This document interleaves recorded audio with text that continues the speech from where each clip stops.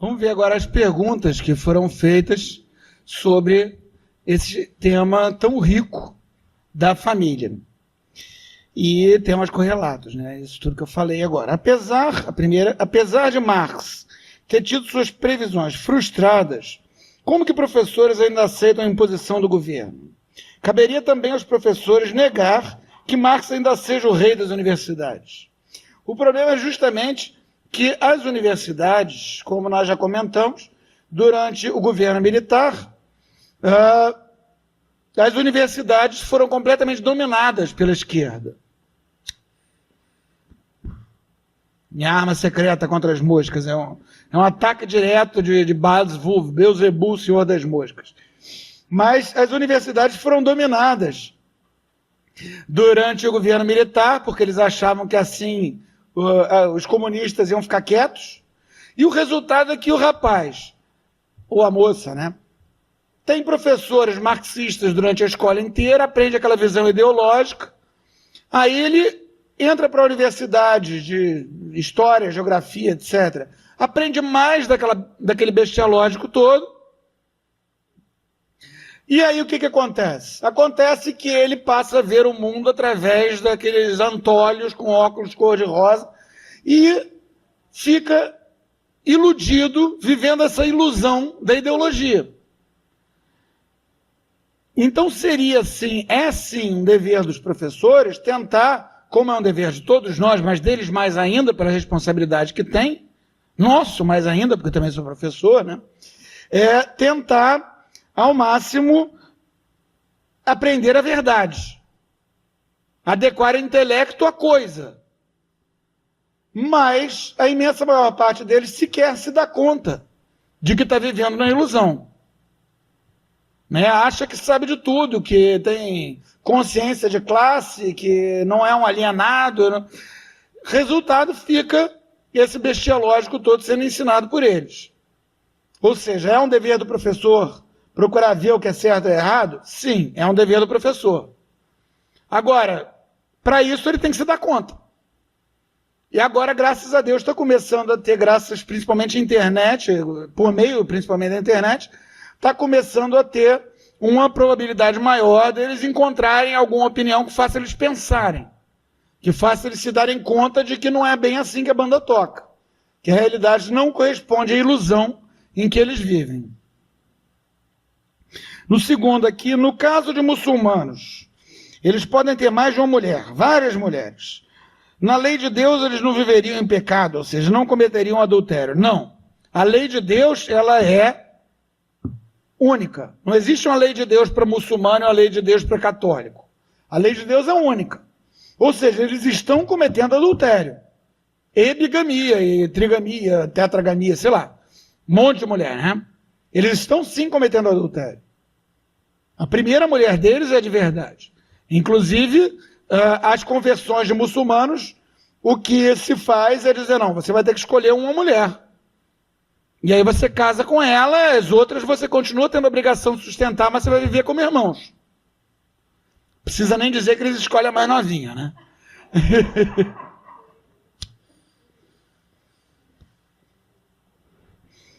Porque a lei de Deus é uma só e é imutável. Como a família deve agir quando há casos de homossexualismo ou lesbianismo dentro de casa?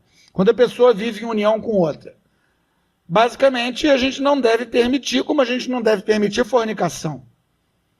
Né? Se eu tenho um parente, por exemplo, eu moro longe, eu moro na roça, moro longe da minha família, infelizmente.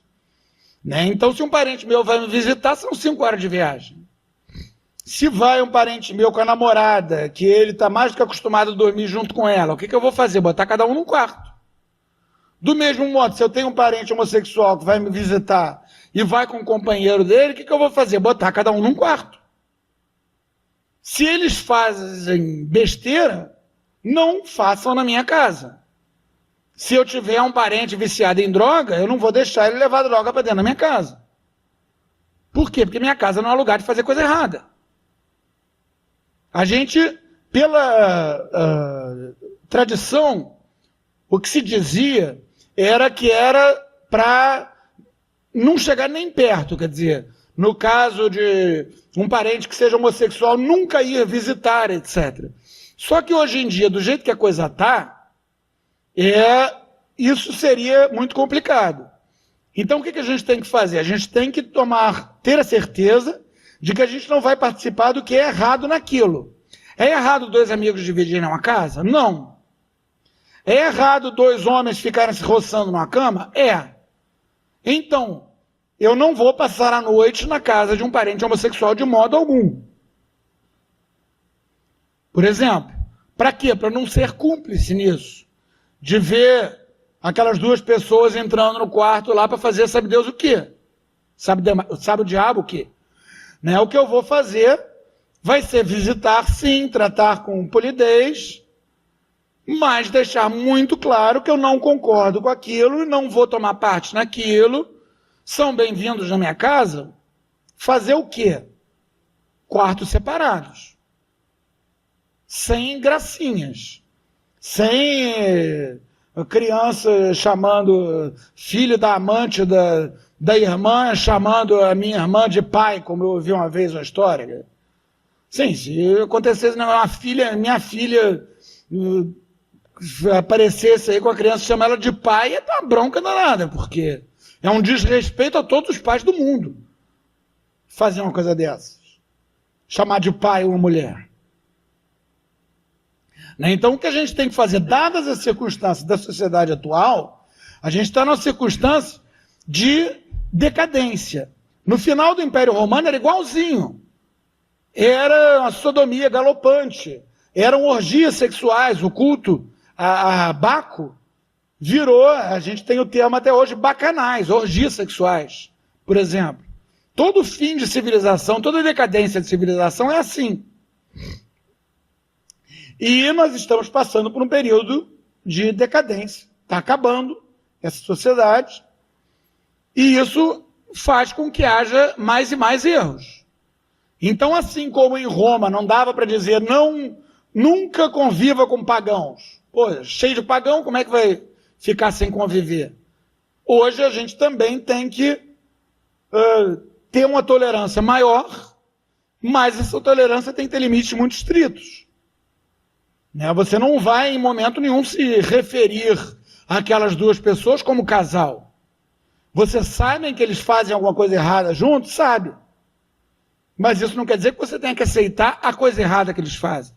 Você pode aceitar a amizade que os une, você pode aceitar a existência deles, o fato deles dividirem um apartamento, mas você não pode aceitar que os 2 estejam juntos debaixo do seu teto, como se fossem um marido e uma mulher, porque eles não são.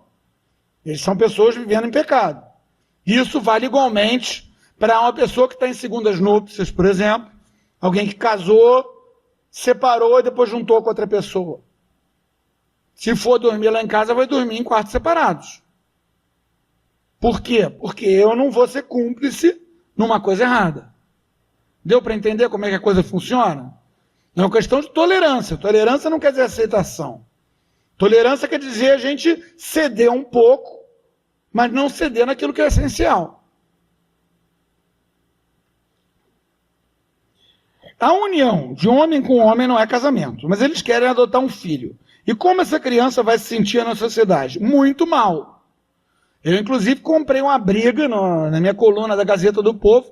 Eu comprei uma briga danada com o movimento gay, porque eu publiquei um artigo reclamando que um tribunal tinha dado em adoção uma criança, 2 barbados. E aí, na certidão de nascimento que foi feito para a criança, estava escrito pai 1 e pai 2. Eu disse, isso é um absurdo. Por quê? Porque a lei diz que quando a criança é adotada, faz sua certidão de nascimento com o nome dos pais adotivos. Já é uma mentira, mas é uma mentira piedosa. Por quê? Para que ela serve? Ela serve para que a criança não tenha que passar a vida explicando que está lá Maricota das Couves, mãe, e ele não sabe nem de onde é que ela veio, onde é que ela mora, pai desconhecido, quando ele é criado por dona Rita de Souza e seu marido João de Souza. Então bota lá Rita de Souza mãe, João de Souza pai. É uma mentira piedosa para evitar que essa criança tenha problemas. Agora, você botar pai e pai, é você criar problemas para a criança. Seria melhor ter mãe biológica e pai desconhecido do que botar pai e pai. É uma maldade com a criança. Do mesmo modo, eu escrevi, do mesmo modo como a gente não pode, no caso de uma criança que seja criada num convento, botar mãe 1, mãe 2, mãe 3, mãe 4, mãe 5, mãe 6, mãe 7, mãe 8, para cada uma das freirinhas, a gente não pode botar pai 1 e pai 2. Por quê? Porque uma criança sendo criada num convento não é o melhor para a criança.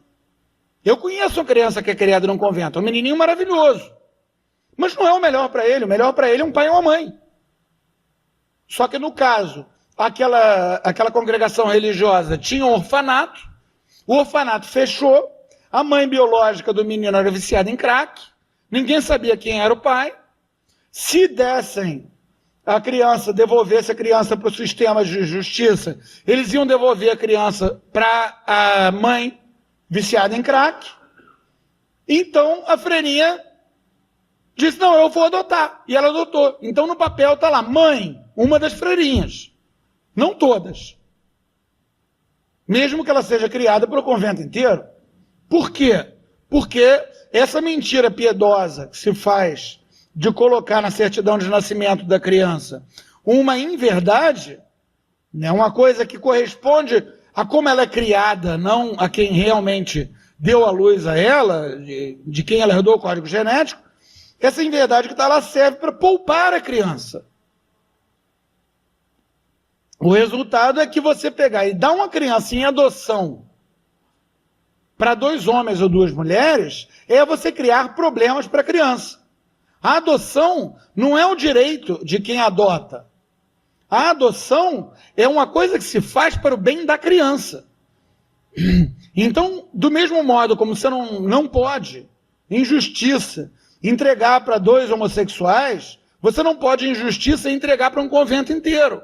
Você não pode, em justiça, entregar para uma pessoa que siga uma religião esquisitíssima, que faz ela andar com roupas cor de abóbora e um turbante que todo mundo vai rir da cara dele. A adoção você tem que entregar para a família mais normal possível. Porque o que você está tentando fazer é normalizar a vida daquela criança. Fazer ela estar numa situação como a média, como geral das crianças, costumeira, normal. Ter um pai, ter uma mãe. E isso é uma coisa que se faz para o bem da criança. Ninguém tem o direito de adotar uma criança. Ninguém. Mas uma criança tem o direito de ter um pai e uma mãe.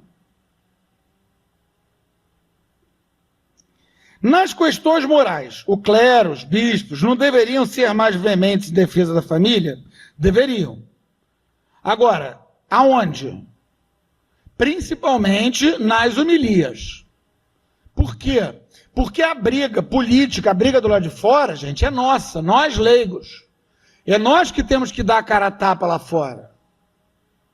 Agora, quem é que vai nos alimentar, quem é que vai nos guiar, quem é que vai nos ensinar? O clero.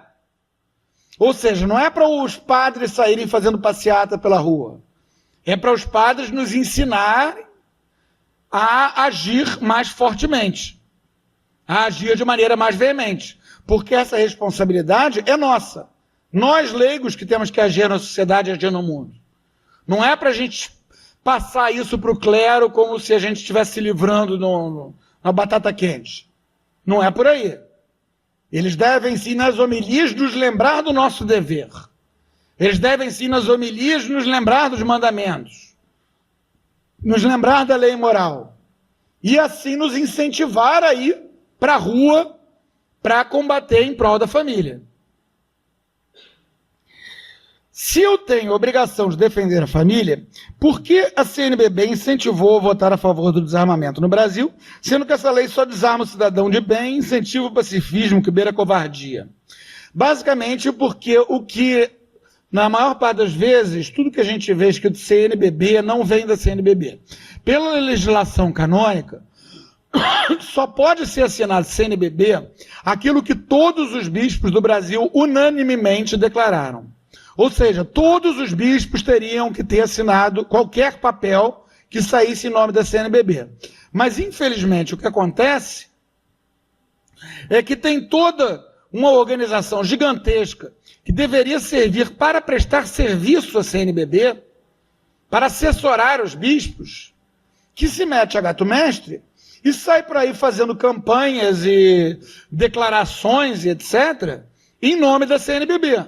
Mas eles não têm nenhum direito de falar em nome da CNBB. É como se um empregado de uma fábrica começasse a falar em nome da fábrica. Um empregado que não é porta-voz, é o faxineiro da fábrica. Não faz o menor sentido. Mas é isso que acontece. Quando a gente vê no jornal, a CNBB declarou o quê? 99,99999% de chance da CNBB não ter declarado rigorosamente nada.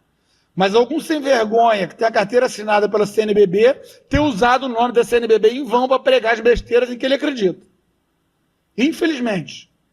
É isso que acontece. Eu conheço alguns bispos que ficam desesperados com isso. Porque eles dizem, peraí, esse cara era para trabalhar para mim. Ele está trabalhando contra mim. Mas fazer o quê? Gente contra a mosca.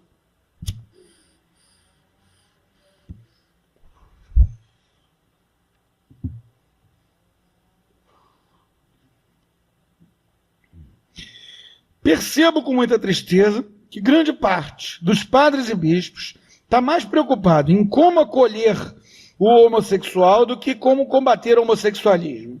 Logo é lícito e justo os demais cristãos aceitar um casal de homens no altar, batizando a criança, de que esses dois ganharam a tutela, mesmo que sofira os costumes das famílias? Não, não é lícito nem justo.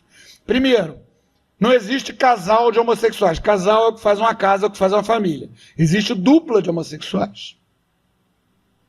Segundo, a criança, na ponta do nariz, a criança, ela tem o direito de ter um pai e uma mãe. É injusto dar a tutela a eles. O batismo ele deve ser dado quando você tem uma razoável chance daquela criança ser criada como cristão. Mas, por outro lado, você não deve negar o batismo. O que quer dizer isso? Isso quer dizer que num caso como esse, por exemplo, o que deveria ser feito? Eles querem muito batizar essa criança. Isso é bom. Mas eles estão vivendo em pecado. Isso é mal. É um pecado mais grave do que um casal que esteja amigado. Então, para evitar o escândalo público, essa criança pode ser batizada, mas de maneira que não fique os dois posando como se fosse um casal. Por exemplo, um deles leva a criança, etc e tal, e o outro fica sentado num banco da igreja e assiste aquilo tudo. Para evitar o escândalo, para evitar a exploração do sacramento para o escândalo. Escândalo, gente, é fazer parecer que é certo o que é errado. Então, para evitar parecer que eles estão sendo acolhidos como um casal, a gente não deve negar o sacramento, porque vai que aquela criança morre sem o batismo. Deus me livre. Então, ao invés de negar o sacramento, a gente diz, olha, tudo bem, mas a gente não pode ter escândalo aqui. Então, vocês escolhem qual dos dois que vai subir lá na frente. Vai ser como se fosse o caso de uma mãe solteira. E ela vai e leva a criança lá. Não tem o pai do lado, não tem o pai do lado. É a vida, fazer o quê? Então, leva lá para não negar o batismo para uma pobre criança. Mas sem criar escândalo. Porque, inclusive, já fizeram isso. Teve na Argentina, teve uma dupla de moças lá que levou, acho até que a criança era realmente de uma delas, porque as mulheres conseguem ter filhos, e levaram a criança lá para batizar, fazendo toda uma farsa como se elas fossem um casal. Isso é patético, isso é escandaloso, isso tem que ser evitado. Agora, negar o batismo à pobre criança, Deus me livre, a criança é um bichinho muito frágil, Se ela falece sem o batismo, não terá a graça dos céus. Então, a gente não vai negar o sacramento, mas vai negar a possibilidade de escândalo. É muito desigual o salário no Brasil. Todos nós sabemos disso. Aí, com o direito da mulher poder trabalhar fora, é bom, porque assim ajuda na renda familiar. Mas por que ainda ganhamos tão inferiormente ao homem se trabalhamos igual ou até mais? Acho isso um erro, pois o homem de hoje não mais sustenta a família sozinho, devido a tantos tributos que temos. E daí? O que eu, mulher, devo fazer? Primeiro, a mulher pode ajudar na renda familiar, se ela quiser. Agora, o homem que se vire. Ou seja, o trabalho dele não está bastando, arruma um outro trabalho. Faz hora extra. Vai vender sacolé na feira. Mas a responsabilidade disso é dele. Ela tem o direito de cobrar dele e dizer, olha, não está dando para... o que você está trazendo não bota comida na mesa. Vire-se, meu amor. Ela tem o direito de fazer isso. Tá? Ela não precisa ir ajudar, porque daqui a pouco está lá o cara tomando cerveja, vendo futebol o dia inteiro, e ela que está trabalhando. Agora, se ela quer ir, beleza. E aí nós temos junto uma outra questão aqui dentro, né? Por que o salário da mulher é menor do que o do homem, trabalhando igual ou mais? Primeiro, porque a mulher sempre trabalha mais do que o homem, né? As pessoas perguntam, sua mulher trabalha fora? Sua mulher trabalha? Eu digo, trabalha que nem uma louca. Não trabalha fora? Não. Ela trabalha muito mais que eu.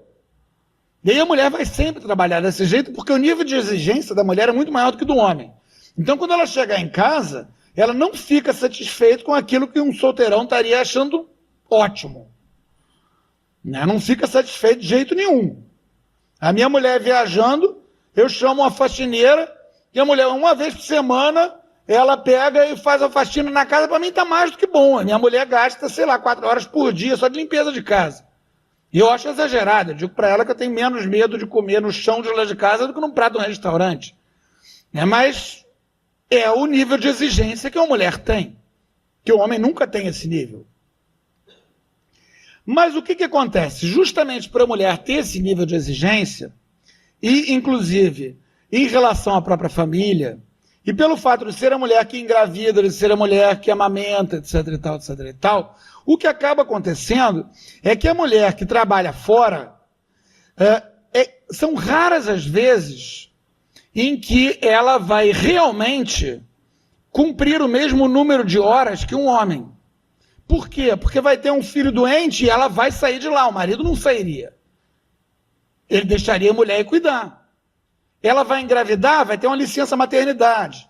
Quer dizer, toda essa legislação para proteger a mulher acaba fazendo com que a mulher valha menos no mercado de trabalho. Porque se eu vou dar um emprego para alguém, eu vou contar o tempo que essa pessoa não vai trabalhar. Né? Eu vou dar um emprego para uma moça em idade reprodutiva, eu tenho que pensar, não, essa moça provavelmente mais cedo ou mais tarde vai engravidar, eu vou ter que ficar pagando o salário dela por 1 ano, enquanto eu pago o salário de outra pessoa para fazer o trabalho dela. Resultado, para isso valer a pena, o que eu vou fazer? Eu vou oferecer um salário menor. Natural. Né? Faz todo o sentido econômico do mundo. E é o que acaba acontecendo. Né? E isso faz com que muitas vezes a mulher que esteja sozinha, por exemplo, pene muito mais uma mãe solteira, uma viúva, porque ela vai ter que trabalhar que nem uma louca, ainda trabalhar que nem uma louca em casa, para conseguir botar comida na mesa, criar os filhos. Né? A mulher vai ser uma verdadeira heroína. É uma coisa que a gente tem que bater palmas para essas moças que conseguem fazer isso dentro de circunstâncias tão difíceis, prejudicadas até por aquilo que aparentemente seria a favor delas, como essa coisa de licença maternidade longa, né? Na prática, é um troço que serve para o patrão ficar pensando, será que vale a pena empregar uma mulher? Se eu for empregar, eu vou empregar com salário menor, porque eu tenho que juntar dinheiro para pagar a substituta dela durante a licença maternidade. Então isso é muito chato. Mas é o que acontece, faz sentido. Né? Não é uma maldade, não é porque o patrão é malvado. É porque realmente a mulher, ela vai dar a relação custo-benefício dela não é tão boa quanto a do homem. Porque o homem, ele sofre menos se ele é arrancado de casa. Ele consegue trabalhar enquanto a mulher está grávida. Ele consegue trabalhar enquanto o neném está pequeno. Ele pode não gostar, mas ele consegue. Então, senhoras, por favor, deem um pontapé no traseiro. Vai trabalhar, vagabundo. Ao invés de ficar tentando cumprir a função do pai e da mãe. Né? Vocês têm esse direito, é um direito de vocês trabalhar. E é um direito de vocês não trabalhar. Né? Vocês façam valer isso, façam valer essa liberdade. Manda o vagabundo para a rua. Recorta os classificados do jornal, bota tudo no espelho. Na hora que chegar de manhã, olhar no espelho, tira a remela, vê um classificado, tira outra remela, vê outro classificado. Bem sutil, né? Assim, bem light. O homem tem a obrigação de sustentar a sua família e a mulher tem o direito de trabalhar. Mas quando o homem não consegue suprir toda a necessidade da família, então não é o dever da mulher também de suprir essa necessidade? Ou deve esperar que ele faça mais? Deve esperar que ele faça mais, botar o dedo na cara dele e dizer, tome vergonha, seu vagabundo, porque ela não tem esse dever. Ela não tem esse dever de sustentar a família. Isso pode acontecer no caso dela enviuvar, dela ser abandonada pelo miserável. Aí, tadinha, vai fazer o quê? Mas se ela está lá dentro de casa, com o marido dela, criando os filhos dela, ela tem toda a liberdade do mundo de escolher se ela quer ou não trabalhar. Razões econômicas para trabalhar, isso é culpa do homem, é ele que está pisando na bola. Vai ele que se vire. Está trabalhando às 8 da manhã, às 6 da tarde, não está dando? Beleza, pega um outro emprego começando às 6h30. É, ele que se vire. Quem tem que se virar é ele. Quem mandou nascer homem? Eu conheci um cara que falava isso para a mulher dele, né? Ela reclamava, eu não aguento. Todo dia tem que fazer a mesma coisa, essas coisas de cuidar de filho, todo dia tem que fazer a mesma coisa. Ele dizia, quem mandou nascer mulher? Essa é a hora de dizer quem mandou nascer homem. Né? Ele que se vira, ele tem essa responsabilidade. Acha que é só dar beijinho. O que eu devo fazer quando o marido quer ter mais filhos e a mulher não quer? O casal estaria pecando? A mulher estaria pecando. Por quê? Porque nós juramos, quando a gente se casa, a gente jura que a gente vai aceitar todos os filhos que Deus mandar. Se a gente tiver razões graves, a gente pode espaçar os nascimentos. O que quer dizer isso? Isso quer dizer que se eu estou na miséria, vivendo debaixo da ponte, eu posso evitar ter relações conjugais com a minha mulher durante o período de fertilidade dela. Agora, se eu quero comprar um carro novo, isso não é razão para evitar o nascimento de um filho. Se eu estou cansado de ver criança, também não é uma razão. Quem mandou casar? A gente jurou que ia aceitar os filhos que Deus mandasse.